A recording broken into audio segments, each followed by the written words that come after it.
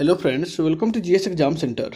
दोस्तों, आज के इस वीडियो में 67वीं बीपीएससी के लिए एडुटेरिया के द्वारा तैयार किया गया पुस्तक का प्रैक्टिस सेट नंबर 1 को कवर करेंगे। दोस्तों, इस वीडियो में प्रश्न संख्या 1 से लेकर 50 तक के प्रश्न को कवर करेंगे। बाकी का प्रश्न जो है नेक्स्ट वीडियो में कवर करेंगे। तो चलिए शुरू करते हैं। आज का पहला प्रश्न है, निम्नलिखित में से कौन सा युग्म सही सुमेलित है? इनमें से कौन सा युग्म सही सुमेलित है? तो राइट आंसर हो जाएगा ऑप्शन ए, मौलाना आज़ाद के द्वारा अल हिलाल का प्रकाशन किया गया था। यानी कि ऑप्शन ए इसका राइट आंसर हो जाएगा। यहाँ पे जो है महात्मा गांधी के द्वारा यंग इंडिया का प्रकाशन किया गया था और कॉमन बिल जो है वह एनी बेसेंट के द्वारा किया गया था। एनी बेसेंट के द्वारा कॉमन बिल, औलू बंधु के द्वारा जो है कॉमरेड का प्रकाशन किया गया था। नेक्स्ट है क्वेश्चन नंबर 2, इंडिया डिवाइडेड नामक पुस्तक की रचना किसके द्वारा किया गया है? इंडिया डिवाइडेड, यह पुस्तक के लेखक कौन हैं? तो राइट आंसर हो जाएगा option B, doctor Rajendra Prasad.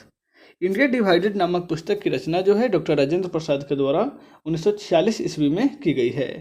Next है क्वेश्चन नंबर 3, भारतीय राष्ट्रीय कांग्रेस के लखनऊ अधिवेशन जो 1916 में संपन्न हुआ था, उसकी अध्यक्षता किनके द्वारा किया गया था?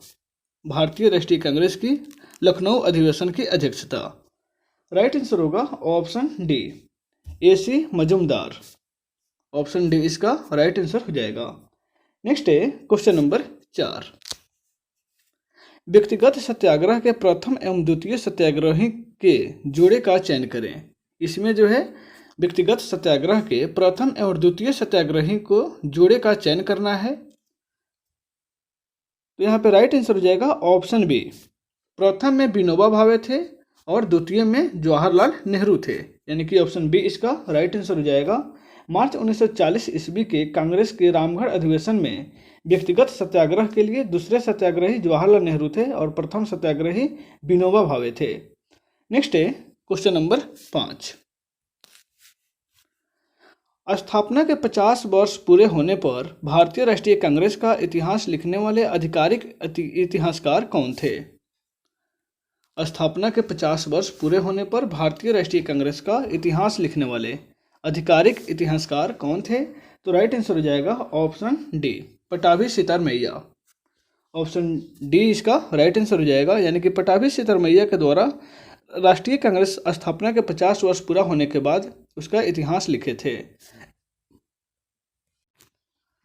नेक्स्ट है क्वेश्चन नंबर 6, निम्न में से कौन एक उग्र विचारधारा के समर्थक माने जाते हैं? इनमें से कौन उग्र विचारधारा के समर्थक माने जाते हैं? तो राइट आंसर हो जाएगा ऑप्शन सी, बिपिन चंद्रपाल। बिपिन चंद्रपाल यह जो है उग्र विचारधारा के थे, यानी कि गर्म दल के नेता थे। नेक्स्ट है क्वेश्चन नंबर 7, किस मुगल शासन के काल को मनसब व्यवस्था का क्रमिक विकास हुआ? किस मुगल शासक के काल में मनसब व्यवस्था का क्रमिक विकास हुआ? तो राइट आंसर हो जाएगा ऑप्शन ए, अकबर के शासनकाल में। अकबर के शासनकाल में मनसब व्यवस्था का क्रमिक विकास हुआ। ऑप्शन ए इसका राइट आंसर हो जाएगा। नेक्स्ट है क्वेश्चन नंबर 8, 1946 के चुनाव के बाद मुस्लिम लीग ने किस प्रांत में सरकार बनाई थी? 1946 के चुनाव के बाद मुस्लिम लीग के द्वारा किस प्रांत में सरकार बनाई गई थी? तो राइट आंसर हो जाएगा ऑप्शन ए, उपयुक्त में से कोई नहीं या उपयुक्त में से एक से अधिक, यानी कि पांचवा ऑप्शन। बंगाल में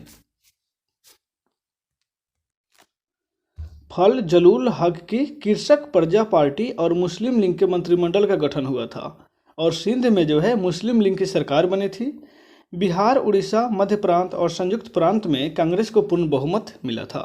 नेक्स्ट है क्वेश्चन नंबर 9, सिविल सेवकों के चयन के लिए खुली प्रतियोगिता परीक्षा का आरंभ किस चार्टर अधिनियम के तहत किया गया था? सिविल सेवकों के चयन के लिए खुली प्रतियोगिता परीक्षा का आरंभ किस चार्टर अधिनियम के तहत किया गया था? तो राइट आंसर हो जाएगा ऑप्शन बी, 1853 के चार्टर अधिनियम के तहत। नेक्स्ट है क्वेश्चन नंबर 10, 1857 का विद्रोह लखनऊ में किसके नेतृत्व में आगे बढ़ा था? 1857 का विद्रोह लखनऊ में किसके नेतृत्व में आगे बढ़ा? तो यहाँ पे राइट आंसर हो जाएगा ऑप्शन सी, बेगम हजरत महल के नेतृत्व में। नेक्स्ट है क्वेश्चन नंबर 11, निम्नलिखित यूरोपियनों में से कौन सा एक स्वतंत्रता पूर्व भारत में व्यापारी के रूप में सबसे अंत में आया? इनमें से कौन से यूरोपीय जो है स्वतंत्रता के पूर्व भारत में व्यापारी के रूप में सबसे अंत में आया? तो यहाँ पे राइट आंसर हो जाएगा ऑप्शन बी, फ्रांसीसी। फ्रांसीसी जो है सबसे अंत में आया है, यानी कि ऑप्शन बी इसका राइट आंसर हो जाएगा। फ्रांसीसियों का आगमन जो है 1664 ईस्वी में है। सबसे पहले पुर्तगाली आए थे 1498 में, और उसके बाद डच आए थे 1602 ईस्वी में, फिर उसके बाद अंग्रेज आए थे 1608 ईस्वी में, सबसे बाद में फ्रांसीसी आए थे 1664 ईस्वी में। नेक्स्ट है क्वेश्चन नंबर 12। आधुनिक भारत के निम्नलिखित संस्थाओं एवं संस्थापकों में कौन सही सुमेलित नहीं है? आधुनिक भारत के निम्नलिखित संस्थाओं एवं संस्थापकों में इनमें से कौन सा सुमेलित नहीं है? तो यहाँ पे राइट आंसर हो जाएगा ऑप्शन सी, सेवा सदन, एमजी रानाडे, यानी कि यह जो ऑप्शन है यह गलत है। बाकी the servant of India society की स्थापना जो है गोपाल कृष्ण गोखले के द्वारा किया गया था। द इंडियन वुमेन्स एसोसिएशन की स्थापना एनी बेसेंट के द्वारा किया गया था। ब्रह्म समाज की स्थापना जो है राजा राम मोहन राय के द्वारा किया गया था। नेक्स्ट है क्वेश्चन नंबर 13। आपको बता दें बहराम जी एम मलाबारी के द्वारा 1885 ईस्वी में सेवा सदन की स्थापना की गई थी। नेक्स्ट है क्वेश्चन नंबर 13। ब्रिटिश भारत की सेना में धार्मिक आधार पर सबसे पहले किस वर्ष सरकार के आदेश का विरोध किया गया था? ब्रिटिश भारत में सेना ने धार्मिक आधार पर सबसे पहले किस वर्ष सरकार का विरोध किया था? तो राइट आंसर हो जाएगा ऑप्शन बी, 1824 ईस्वी में। 1824 ईस्वी में बैरकपुर की 47वीं रेजिमेंट ने सर्वप्रथम धार्मिक आधार पर विरोध करते हुए बर्मा जाने से इनकार कर दिया था। नेक्स्ट है क्वेश्चन नंबर 14। किस वायसराय ने गांधी जी को वन मैन बाउंड्री फोर्स कहकर संबोधित किया था? किस वायसराय के द्वारा गांधी जी को वन मैन बाउंड्री फोर्स कहकर संबोधित किया गया था? तो राइट आंसर हो जाएगा ऑप्शन डी, लॉर्ड माउंटबेटन के द्वारा कहा गया था। लॉर्ड माउंटबेटन जो भारत का अंतिम गवर्नर जनरल रहा था। नेक्स्ट है क्वेश्चन नंबर 15। गुप्त शासन में निर्मित दशावतार मंदिर किस देवता को समर्पित है? गुप्त शासन में निर्मित दशावतार मंदिर यह किस देवता को समर्पित है? तो राइट आंसर हो जाएगा ऑप्शन बी, विष्णु को। यूपी के देवगढ़ स्थित दशावतार मंदिर भगवान विष्णु को समर्पित है। यह मंदिर भारत के प्राचीनतम मंदिरों में से एक है। गुप्त काल में इस मंदिर का निर्माण किया गया था। नेक्स्ट है क्वेश्चन नंबर 16। निष्काम कर्म का सिद्धांत सर्वप्रथम किसमें प्रतिपादित किया गया? निष्काम कर्म का सिद्धांत। तो राइट आंसर हो जाएगा ऑप्शन सी, ईसोपनिषद में। ईसोपनिषद में जो है सबसे पहले प्रतिपादित किया गया था। नेक्स्ट है क्वेश्चन नंबर 17। गुप्त काल में सर्वाधिक अभिलेख किस शासक के मिलते हैं?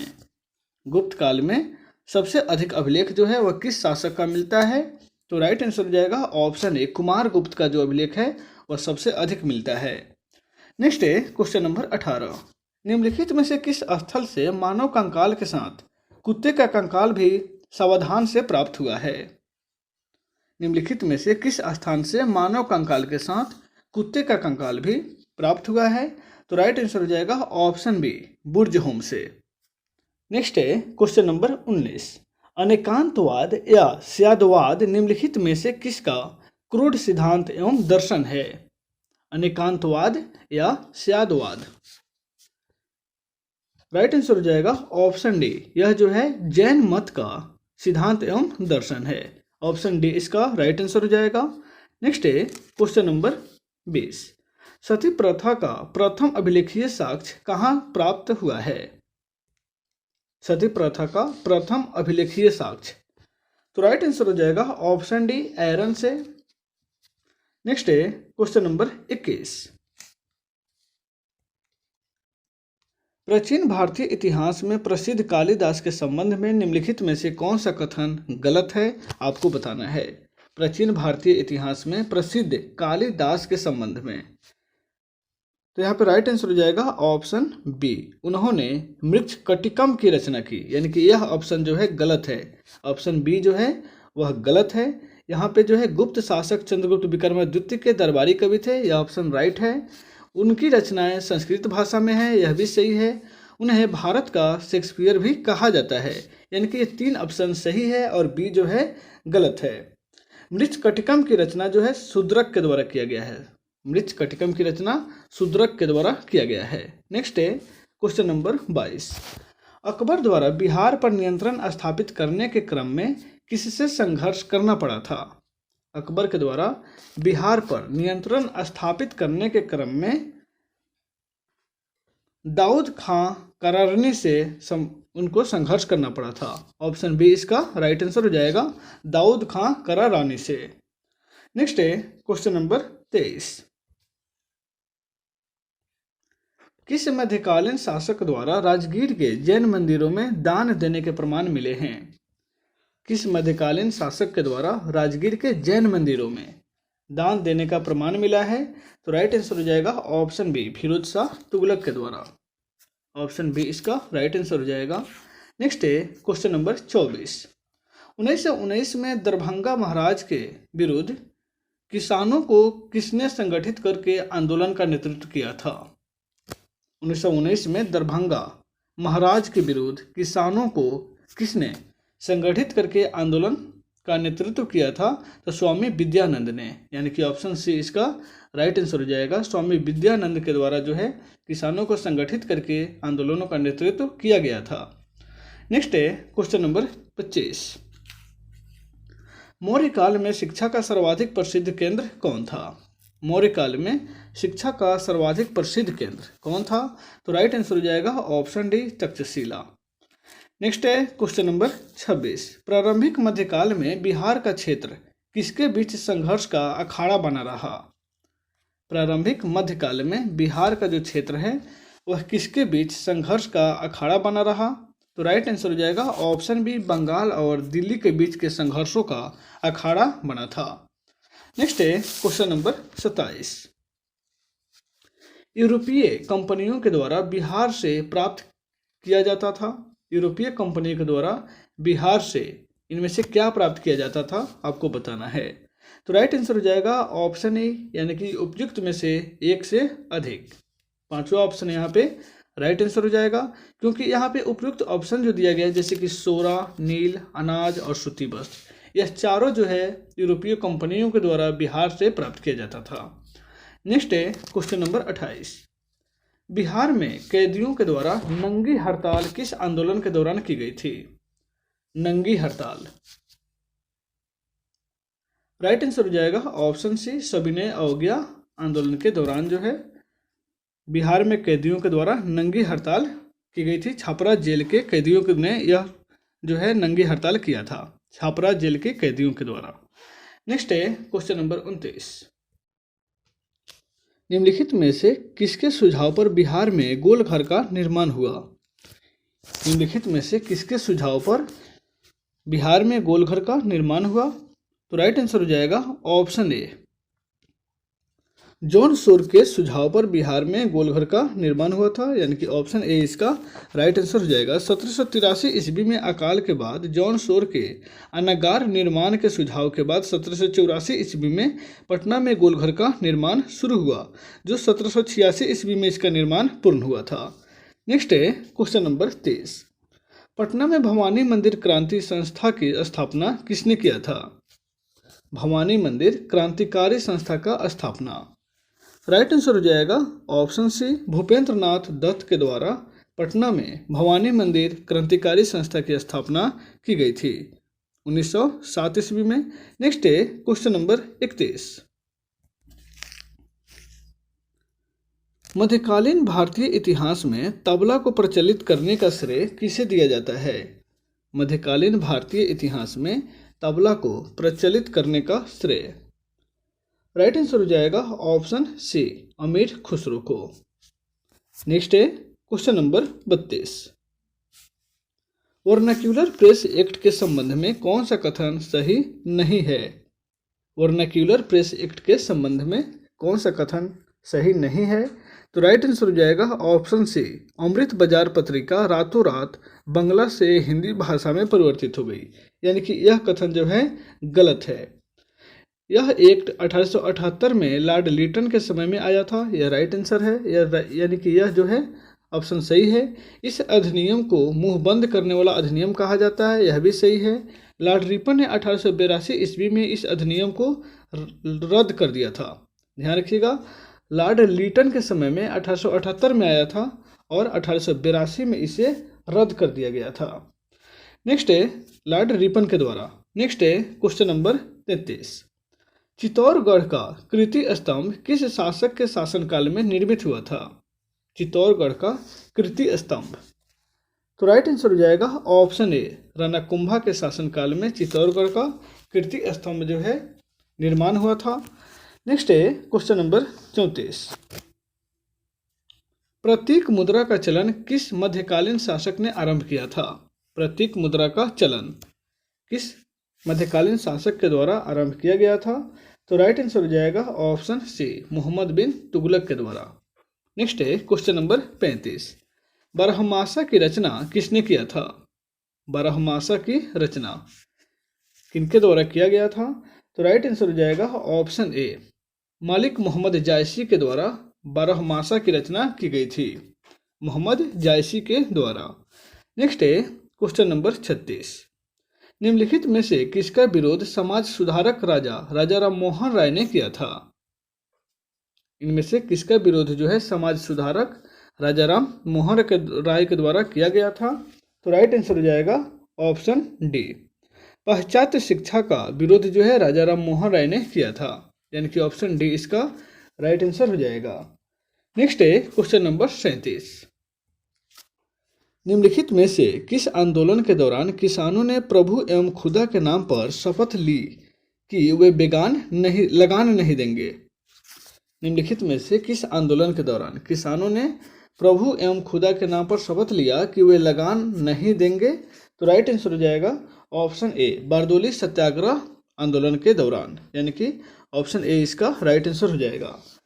नेक्स्ट है क्वेश्चन नंबर 38। निम्नलिखित में से किस आंदोलन का आह्वान महात्मा गांधी ने नहीं किया था? इनमें से किस आंदोलन का आह्वान जो है महात्मा गांधी के द्वारा नहीं किया गया था? तो राइट आंसर हो जाएगा ऑप्शन ए, उपरोक्त में से कोई नहीं या एक से अधिक, यानी कि पांचवा ऑप्शन यहाँ पे राइट आंसर हो जाएगा। क्योंकि महात्मा गांधी के द्वारा जो है यह सभी आंदोलन शुरू किया गया था, जैसे कि अहमदाबाद मिल मजदूर आंदोलन, यह भी जो है महात्मा गांधी के द्वारा, रॉलेट एक्ट सत्याग्रह और सहयोग आंदोलन या सविनय अवज्ञा आंदोलन, ये चारों आंदोलन जो है महात्मा गांधी ने ही शुरू किया था। नेक्स्ट है क्वेश्चन नंबर 39। नव युवकों के द्वारा 18 वर्ष की आयु पर मताधिकार का पहली बार प्रयोग किस आम चुनाव में किया गया था? नव युवकों के द्वारा 18 वर्ष की आयु पर पहली बार मताधिकार का उपयोग जो है किस आम चुनाव में किया गया था? तो राइट आंसर हो जाएगा ऑप्शन सी, 1989। उसके पहले जो है 21 वर्ष की आयु निर्धारित की गई थी। 61वां संविधान संशोधन के तहत 1989 में मताधिकार की आयु को 21 वर्ष से घटाकर 18 वर्ष कर दिया गया था। नेक्स्ट है क्वेश्चन नंबर 40। भारतीय संविधान के अनुच्छेद 1 की असत्य व्याख्या को चुनिए, यानी कि भारतीय संविधान के अनुच्छेद 1 की जो असत्य व्याख्या है उसको पहचानना है। तो राइट आंसर हो जाएगा ऑप्शन सी, राज्य और संघ दोनों की संप्रभुता बनी रहेगी, यानी कि ऑप्शन सी जो है यह असत्य है, यानी कि गलत है। और ये बाकी 2-3 ऑप्शन है, भारत और इंडिया नाम को स्वीकार किया गया है, यह सही है। भारत को राज्यों का संघ कहा गया है, यह भी सही है। राज्यों के संघ के अंतर्गत राज्यों के क्षेत्र, संघ क्षेत्र और अर्जित राज्य क्षेत्र शामिल होंगे। यह तीनों जो है ऑप्शन सही है जो अनुच्छेद 1 में व्याख्या की गई है। नेक्स्ट है क्वेश्चन नंबर 41। राष्ट्रीय मतदाता दिवस किस तिथि को मनाया जाता है? राष्ट्रीय मतदाता दिवस, तो राइट आंसर हो जाएगा ऑप्शन बी, 25 जनवरी को राष्ट्रीय मतदाता दिवस के रूप में मनाया जाता है। नेक्स्ट है क्वेश्चन नंबर 42। भारत के संविधान के स्रोत में निम्नलिखित में से कौन सुमेलित नहीं है? आपको बताना है कि इसमें भारतीय संविधान के स्रोत में कौन सुमेलित नहीं है। तो राइट आंसर हो जाएगा ऑप्शन डी, आयरलैंड जो है वो आयरलैंड से मौलिक कर्तव्य, यह जो है गलत है। यहाँ पे ऑप्शन डी इसका राइट आंसर हो जाएगा। बाकी जो ब्रिटेन से संसदीय शासन व्यवस्था ली गई है, अमेरिका से मूल अधिकार लिया गया है, कनाडा से संघीय व्यवस्था ली गई है। यह भी जो है सही है। यहाँ पे मौलिक कर्तव्य जो है आयरलैंड से जो है नीति निर्देशक सिद्धांत लिया गया है और मौलिक कर्तव्य को सोवियत संघ से लिया गया है। नेक्स्ट है क्वेश्चन नंबर 43। भारत के किस मुख्य न्यायाधीश ने कुछ समय तक भारत के कार्यवाहक राष्ट्रपति के रूप में कार्य किया? भारत के किस मुख्य न्यायाधीश ने कुछ समय तक भारत के कार्यवाहक राष्ट्रपति के रूप में कार्य किया? तो राइट आंसर हो जाएगा ऑप्शन डी, न्यायमूर्ति हिदायतुल्लाह ने, यानी कि ऑप्शन डी इसका राइट आंसर हो जाएगा। न्यायमूर्ति हिदायतुल्लाह ने भारत के राष्ट्रपति के रूप में कार्य किया था। नेक्स्ट है क्वेश्चन नंबर 44। भारत के राष्ट्रपति ने एकमात्र मामले में अपनी पॉकेट वीटो शक्ति का प्रयोग किया, वह कौन बिल था? भारत के राष्ट्रपति के द्वारा एक बार पॉकेट वीटो शक्ति का प्रयोग किया गया था, वह एक्ट कौन था?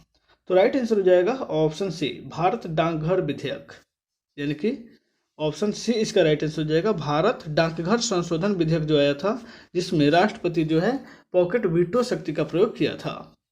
नेक्स्ट है क्वेश्चन नंबर 45।